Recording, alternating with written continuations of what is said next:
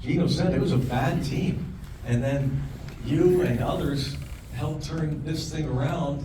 How did you do it, and what was it like? First of all, I want to tell you how far Downing's come in a short period of time. See, they just got swept by the White Sox, and now the best team in the baseball for most of the season, Detroit Tigers come in. But Donnie had his team meeting before yesterday's game. You always have a team meeting when a guy like Skeens is pitching.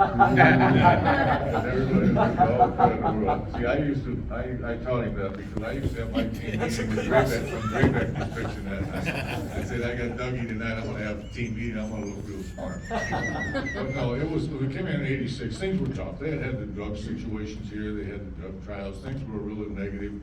I remember when I got the job, they asked me, I'm originally from Ohio, although my father is from Butler, his whole family, but when I got the job, they said that they wanted their manager to move to Pittsburgh. They wanted him out and about. And people don't believe this, but after my first day in spring training, my first year, I had to fly home, and I was actually on the street corner selling tickets with the Pirate Parrot. And that's a true story. And it was really unique, what they wanted, but we were not very good. And I got a lot of credit, and the coaches got a lot of credit, but to be honest with you, Sid Thrift did an unbelievable job.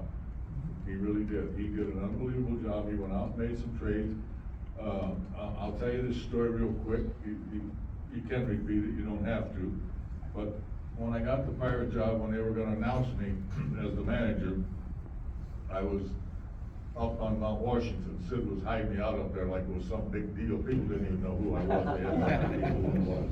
And so anyway, Branch Rickey Jr. was gonna pick me up and take me to the press conference. So he comes up and he picks me up, and we get in the car, and this is exactly how it happened. We're on the way down to the Three Rivers, and he says to me, you know, the first thing you gotta do is make Tony Pena captain. And I said, Branch, the first thing we gotta do is trade Tony Pena. Oh. And Branch about drove off the road. He said, he's our most popular player. I said, you lost 100-some games, you do 763,000 people, you don't have many popular players. And we did, a year later, if you remember, after our first year, we traded Tony Pena on the famous April Fool Day for Andy Van Slyke and Mike LaValliere and Mike Dunn. But to make a long story short, Sid Thrift did a terrific job bringing Draybeck and Fisher and Logan Easley and other guys over here. He did a good job of getting some of the guys that were really good players, by the way.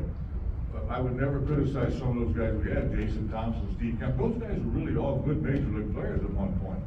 But their time had come where they weren't very productive anymore. We needed to change things. We had Johnny Ray, who was an excellent hitter, hit a lot of doubles. Anyway, to make a long story short, Sid Thrift was really the architect of turning that thing around. I can ask 1,000 questions. This is great for me, but if anybody has any particular, I don't want to monopolize it.